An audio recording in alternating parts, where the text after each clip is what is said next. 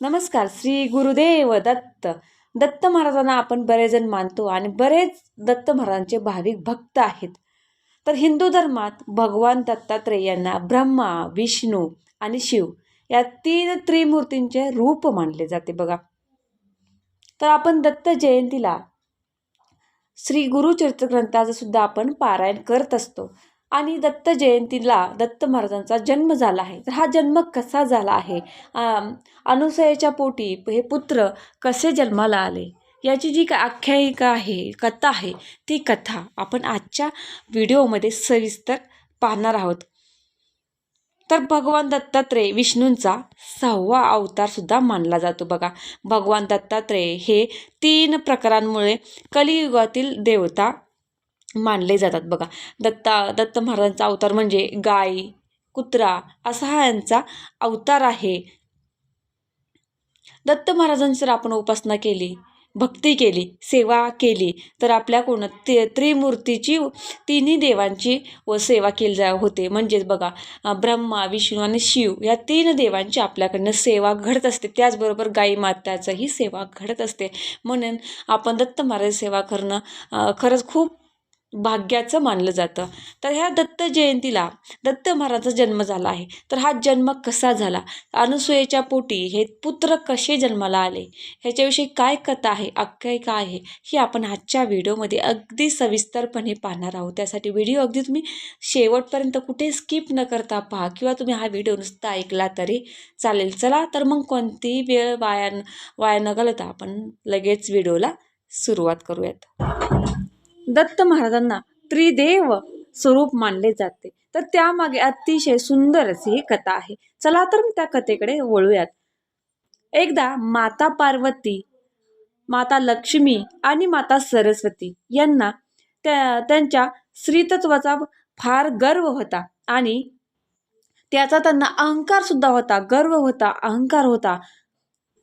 या तिन्ही मातांचा अहंकार नाहीसा करण्यासाठी देवाने एक लीला केली आणि या लीलेनुसार नारद मुनी एक दिवशी या तिघांकडे आले आणि तिघांनी सांगितले की ऋषी अत्री यांची पत्नी अनुसूयेसमोर तुमचे स्त्रीत्व काहीच नाही.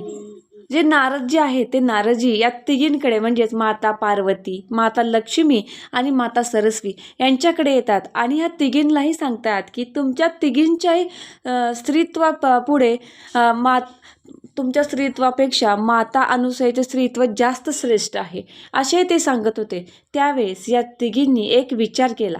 या तिघींनी तिन्ही बायकांनी आपल्या नवऱ्यांना ही गोष्ट सांगितली आणि त्या तिघी म्हणाल्या की तुम्ही तिघेही जायचं आणि त्या अनुसूयेच्या स्त्रीत्वाची परीक्षा घ्यायची आहे. तिचं स्त्रीत्व आमच्यापेक्षा खरंच श्रेष्ठ आहे का, हे ह्या तिघींना म्हणजे माता लक्ष्मी, माता पार्वती आणि माता सरस्वती यांना पाहायचं होतं. त्यामुळे या तिघींनी आपल्या पतीकडे प्रार्थना केली आणि आपल्या पतीकडे मागणं केलं की तुम्ही जा आणि त्यांची स्त्रीत्वाची परीक्षा घ्या. त्या जसं सांगितलं ठरल्याप्रमाणे हे तिघेही माता अनुसूयेकडे येतात. ठरल्याप्रमाणे हे त्रिदेव सती अनुसूयेच्या आश्रमात पोचतात आणि पत्नी शिव, विष्णू आणि ब्रह्मांची साधूचा वेश धारण करतात आणि साधूचा वेश धारण करून भिक्षा मागण्यासाठी अनुसूयेच्या आश्रमात पोचतात. तर ज्यावेळेस आश्रमात पोचतात त्यावेळेस अनुसूये एकटी आश्रमात असते. अनुसूयेचे पती अत्री ऋषी हे आश्रमात नसतात आणि त्यावेळेस हे तिघेही ब्रह्मा, विष्णू हे तिघे जे आहेत, ब्रह्माजी हे जे तिघेजण भिक्षा मागण्यासाठी अनुसूयेच्या आश्रमात येतात. हे तिघेही अनुसूयेला भिक्षा मागतात, पण अनुसूया ह्या तिघांनाही भिक्षा घालत असते. पण हे तिघेजण जे आहेत साधूचा वेश धारण करून, जे शिव, विष्णू आणि ब्रह्माजी हा साधूचा वेश करून आलेले असतात, हे तिघेसुद्धा भिक्षा घेत नाहीत, भिक्षा घेण्यास नकार देतात. ते ती अनुसूयेला म्हणतात की तू निवस्त्र होऊन आम्हाला भिक्षा वाढायचीस, तू अशी भिक्षा निवस्त्र होऊन भिक्षा वाढ, अशी हे तिघे जण तिला अट घालतात. ही अट ऐकून सती अनुसयाला एक धक्का बसतो की आता ह्या साधूंना मी निवस्त्र होऊन कशी भिक्षा वाढू.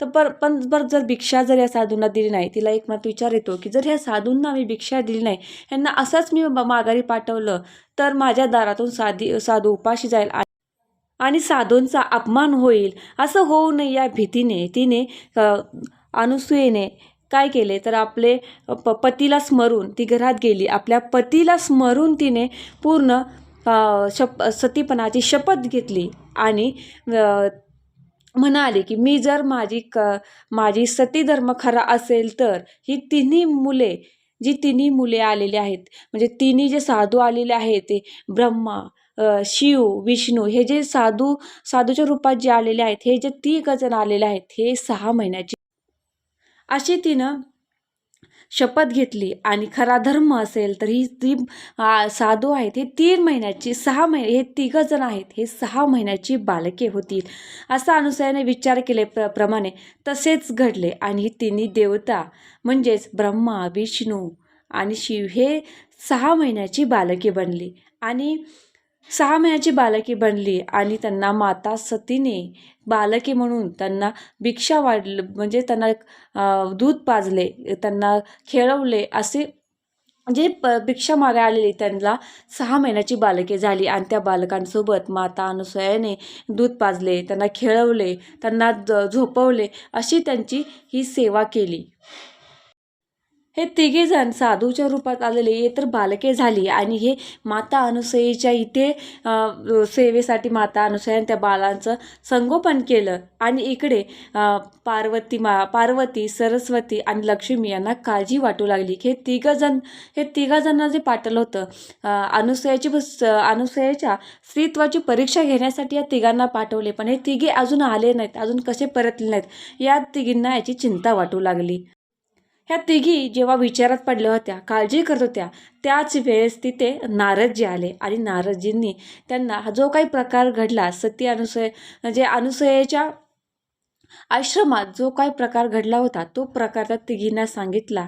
आणि मग त्या तिघी देवता अनुसयाकडे गेल्या आणि त्यांनी क्षमा मागितली, अनुसयाची क्षमा मागितली, माफी मागितली आणि आपल्या पतीला परत मागितले. तिघींनी आपल्या पतींना परत मागितले. अनुसयाने त्या तिन्ही देवतांना, ज्या तिन्ही देवी आहेत त्या देवींना पुन्हा तिच्या रूपात बदलले. अनुसूयेच्या या सती धर्मामुळे संतुष्ट होऊन हे त्रिदेव जे आहेत ब्रह्मा, विष्णू आणि शिव या तिघांनीही एक आशीर्वाद दिला. तिघांनी आशीर्वाद असा दिला की आम्ही तिघे तुझ्या पोटी जन्म घेऊ, असा आशीर्वाद दिला. आणि मग ब्राह्मणाच्या अंशातून चंद्र आणि विष्णूच्या अंशातून दत्तात्रेय आणि त्यानंतर ऋषीच्या दुर्वासाचा जन्म शिवच्या अंशातून झाला. तर अशी पौराणिक मान्यतानुसार भगवान दत्तात्रेय यांना तिन्ही देवताचे रूप मानले जाते. अशा प्रकारे 3 चेहऱ्यांचा 6 हातांचा त्रिदेव मानले जाते. जसे की तुम्ही श्री भगवान दत्तात्रेयांचा जर तुम्ही फोटो पाहत असाल तर त्यामागे बघा एक गाय आहे आणि 4 कुत्री आहेत. पुराणात अशी मान्यता आहे की दत्तात्रेय भगवान गंगा स्नानासाठी आले होते, म्हणून गंगाच्या काठावर दत्तपादुकांची पूजा केली जाते. हिंदू पंचांगानुसार मार्गशीर्ष महिन्याच्या पौर्णिमेला आपण दत्त जयंती साजरी केली जातो. तर असे म्हणले जाते की भगवान दत्तात्रेयांचा जन्म सती अनुसयाच्या गर्भापासून याच दिवशी झाला होता. 6 हात 3 तोंडे असा हा यांचा जन्म, भगवान दत्तांचा जन्म हा प्रदोष काळात झाला होता, म्हणून आपण दत्तांचा जन्म हा दुपारनंतरच साजरा करतो. तर अशी काही दत्त महाराजांच्या जन्माची कथा होती. तर तुम्हाला ही कथा कशी वाटली, तुम्ही कथा शेवटपर्यंत ऐकल्याबद्दल तुमचे धन्यवाद. भेटूया पुढच्या एका नवीन छानशा व्हिडिओसोबत.